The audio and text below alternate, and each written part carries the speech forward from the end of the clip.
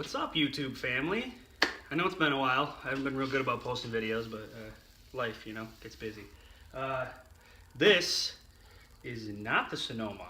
It's not the budget vehicle. This is a parts truck that I picked up. As you can see, it looks a lot like the other one.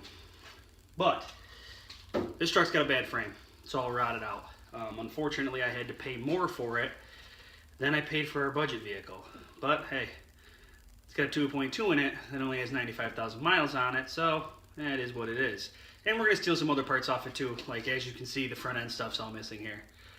What you probably didn't know about the Sonoma is it had been backed into. The driver's side headlights broke.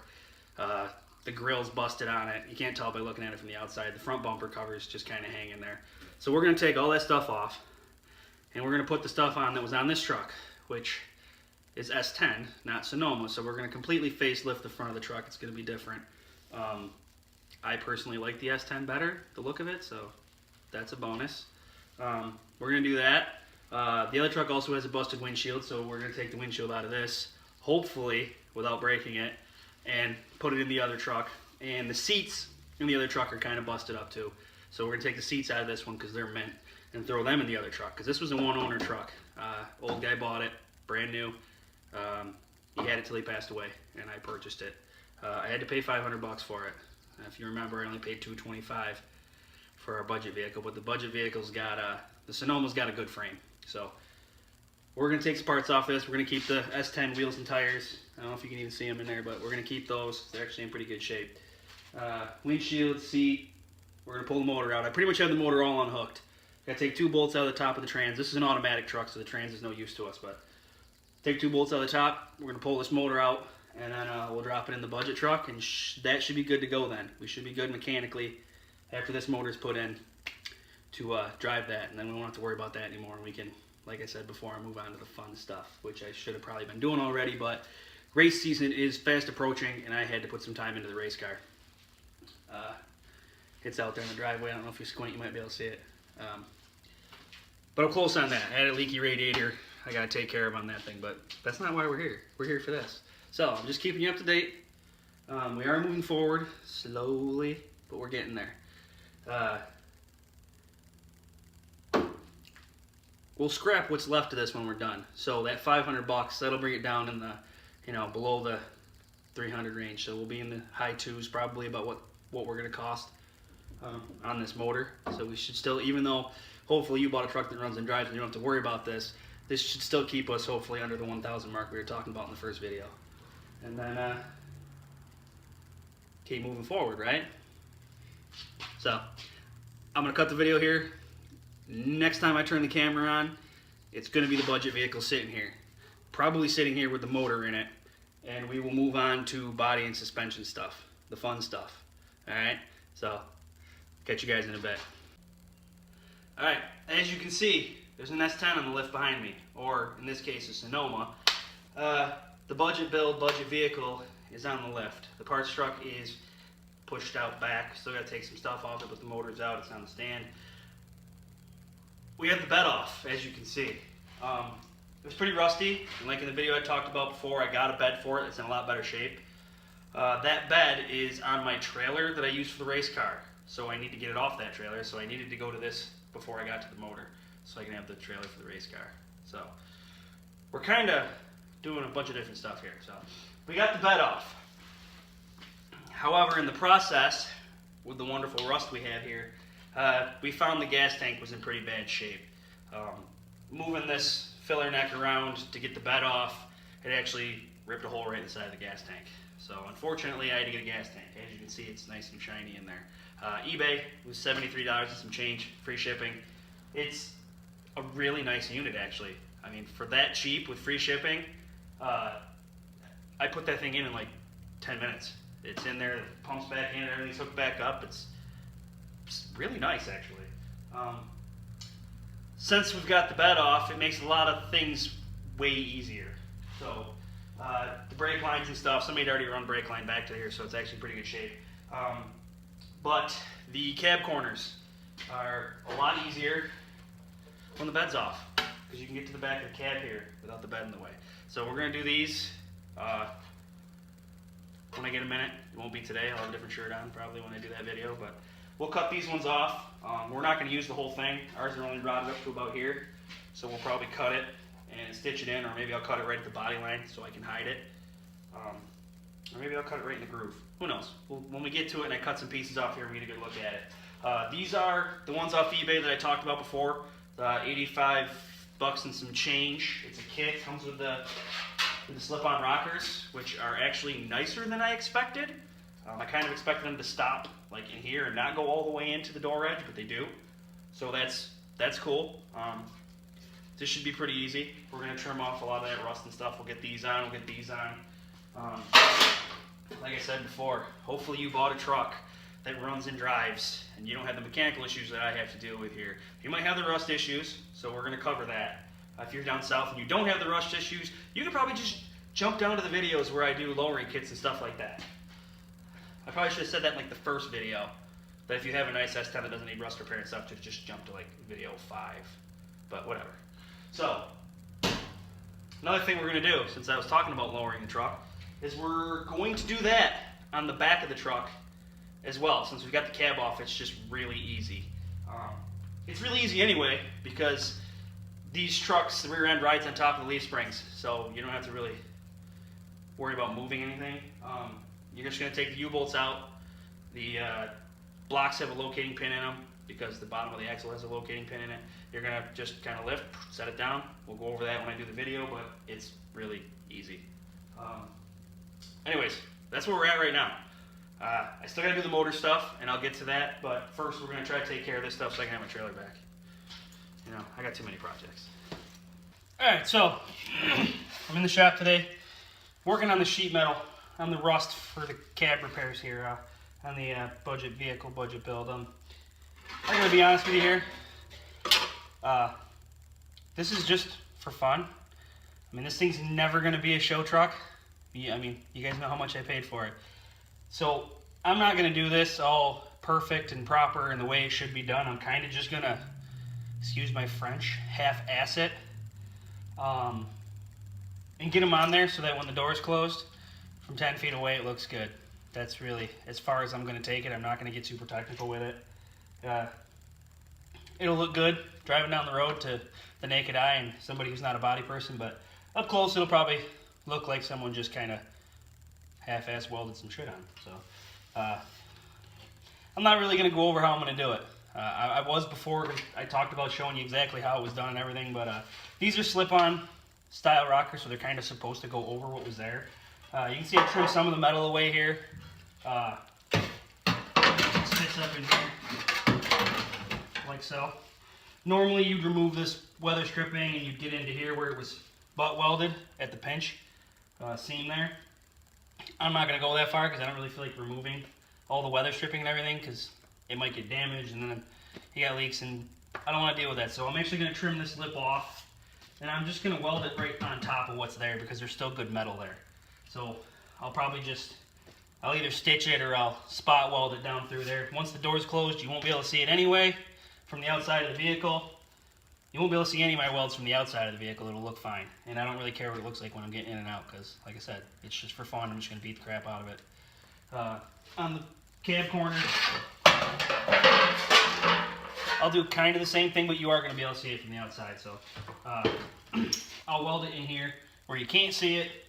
And I'll probably weld it back here on the back of the truck where you can't see it. But out here, I'll probably stitch it, maybe weld it across, but you'll be able to see where I welded it. The truck, little secret, it's going to be white. There might be some kind of design coming across this area, but white hides a lot. So from 10 feet away, like I said, you won't really be able to see it. Driving down the road, you won't be able to tell. I'm not that worried about it. It's not the right way to do it, but we're just trying to get some metal on the truck.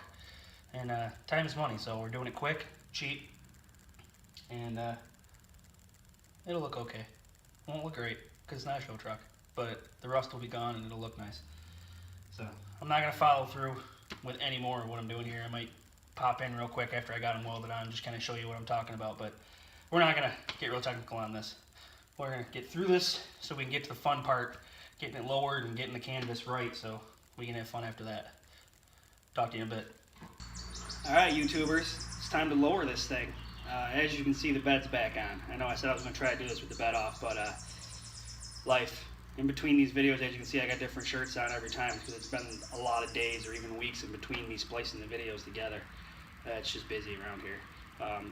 I needed to get the bed off the trailer because I need to put the race car on the trailer. So, it's on the truck. But it's not going to slow us down. We're already going slow enough.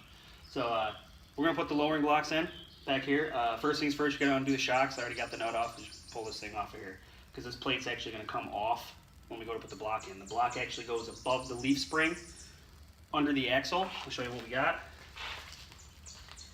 We got a 2-inch block. As you can see, it's got an angle cut on it.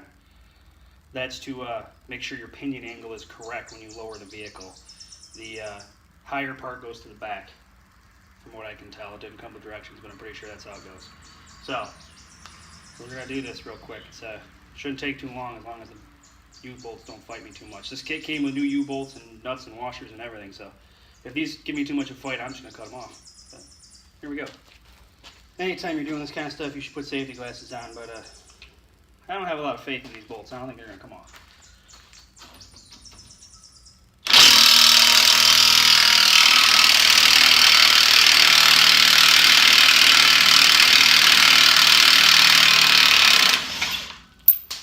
That one did.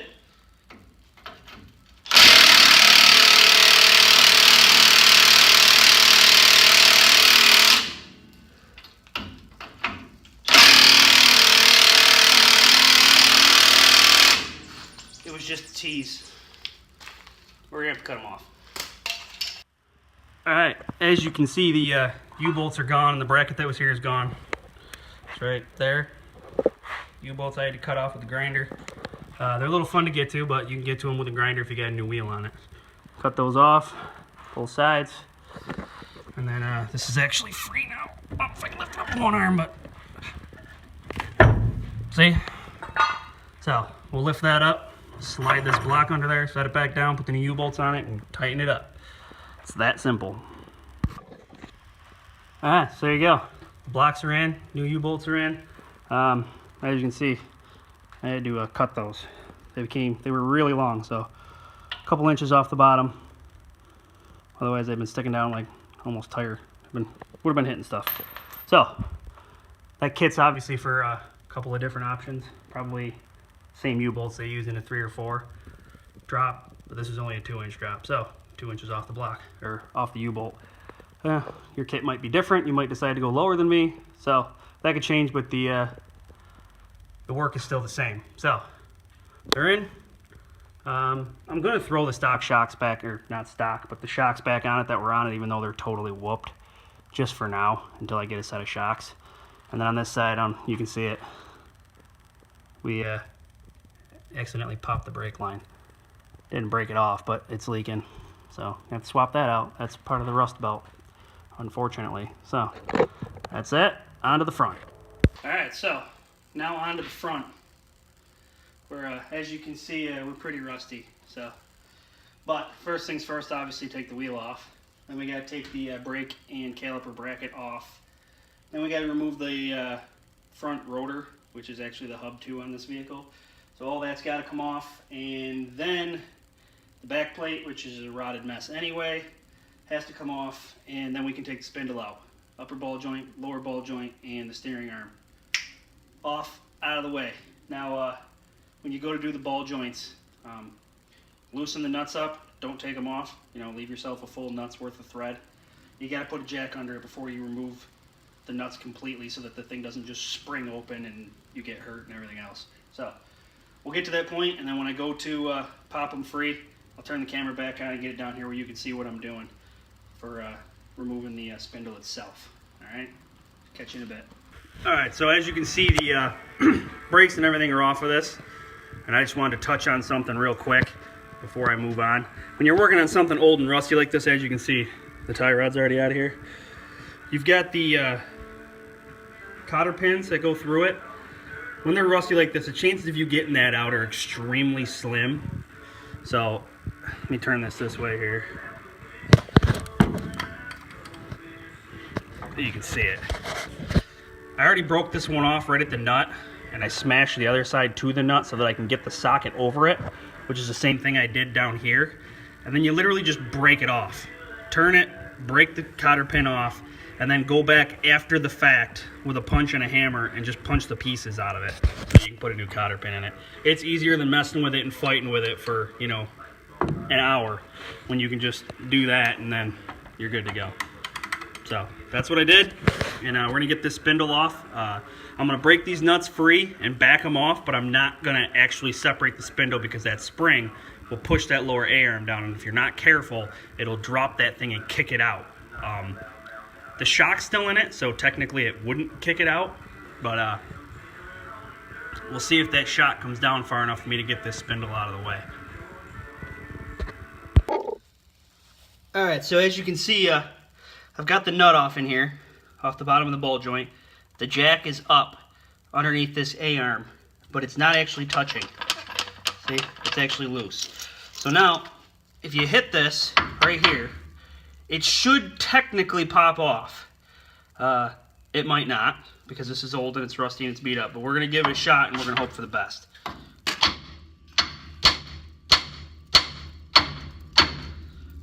I wanna hit my light here, so I'm gonna have to move my light.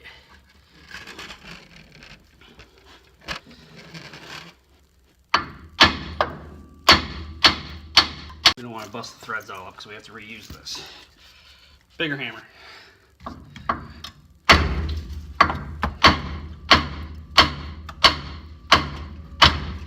There goes the...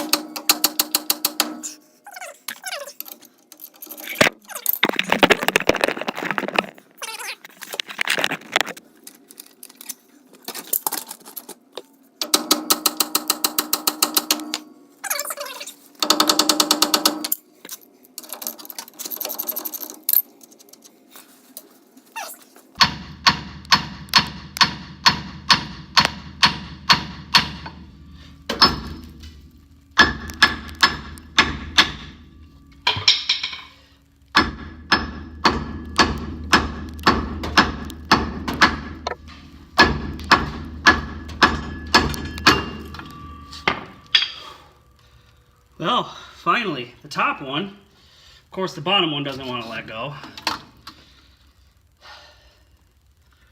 I'm not entirely sure what we're going to do about that.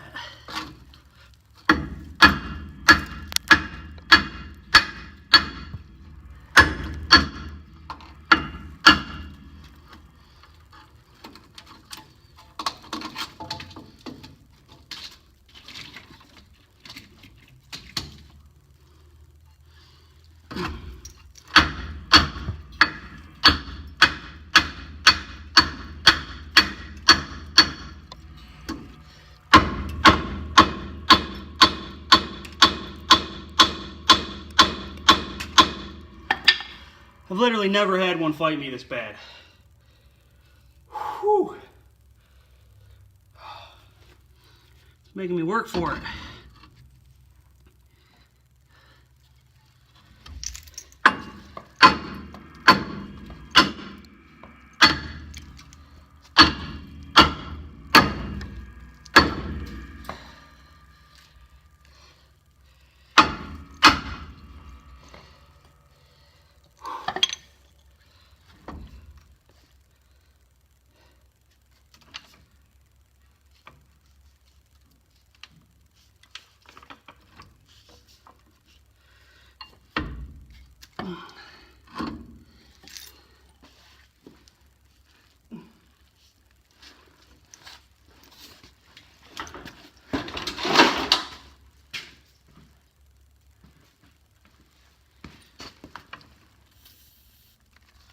Not that that's going to help.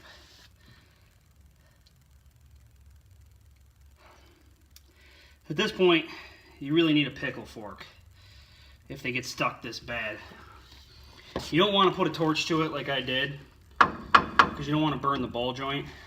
So my torch was out of fluid anyway, and I was just going to try to get it warm, not burn the ball joint. But this thing does not want to come off. No matter how hard I hit it, it doesn't want to come off.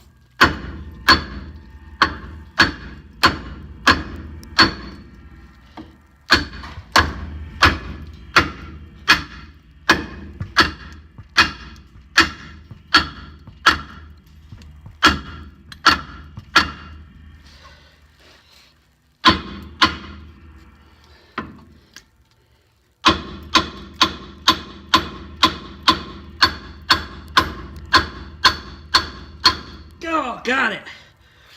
Whew. What the hell?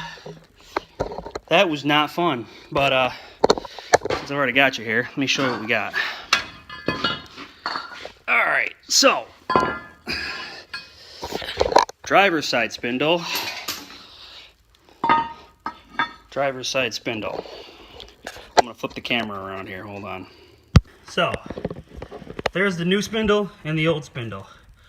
As you can see by looking at them, the hub shaft on that spindle is about 2 inches higher than the hub shaft on that spindle. That's where you get your 2 inches of drop.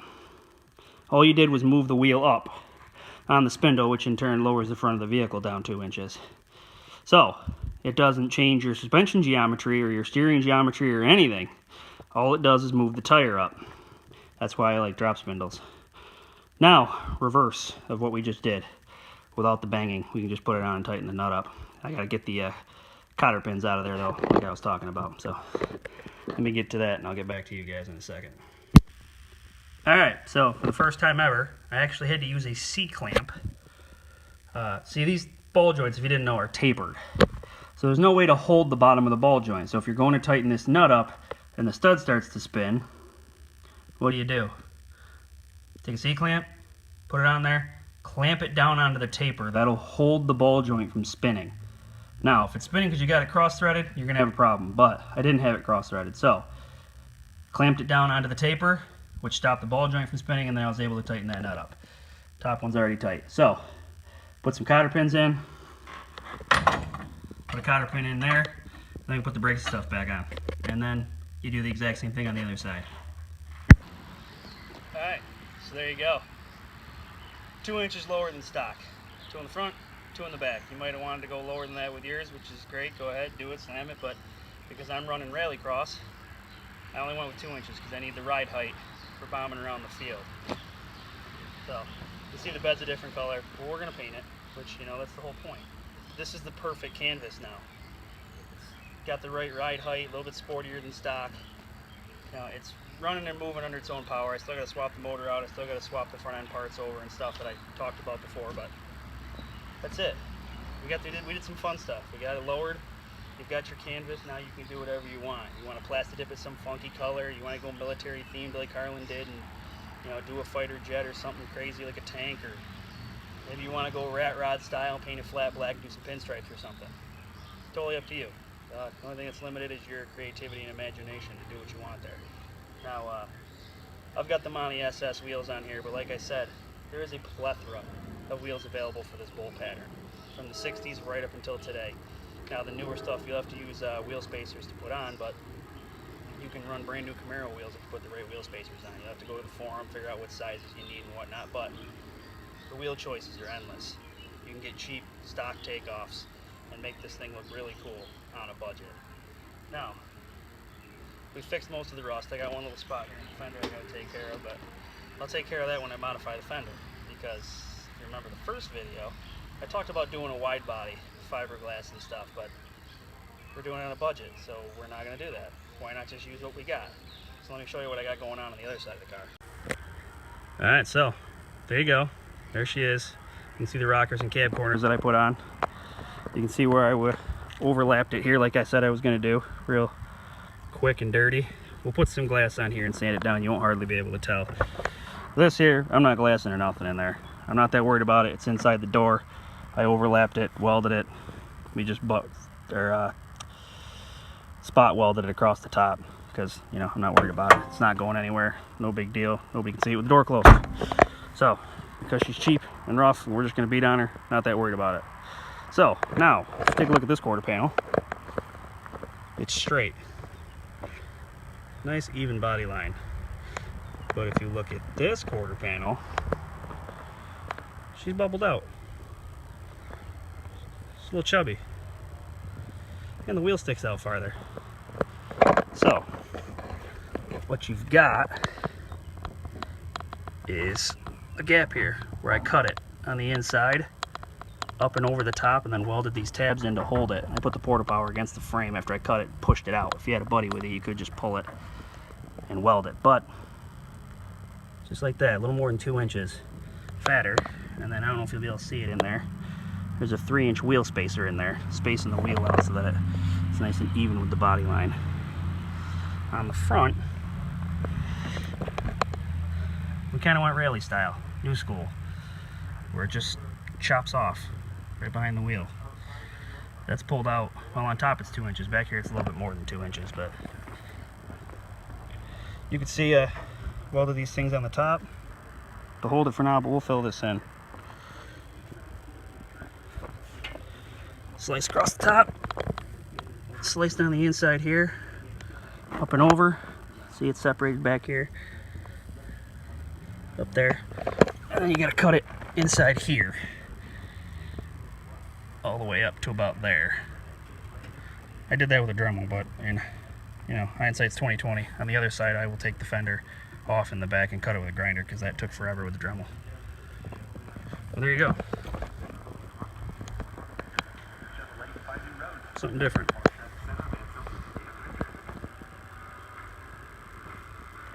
We got a 2.5-inch spacer in the front. Alright, so we're going to continue on with this project, of course. I mean, we're at the point now where you guys can kind of take it as your own thing and go be creative and do what you want to do. Create your own masterpiece. We're going to wide body the rest of this truck. We're going to do some cool little rally tricks to it for rallycross. We're going to swap the front end out. We're going to put a motor in it. We'll do some fun stuff.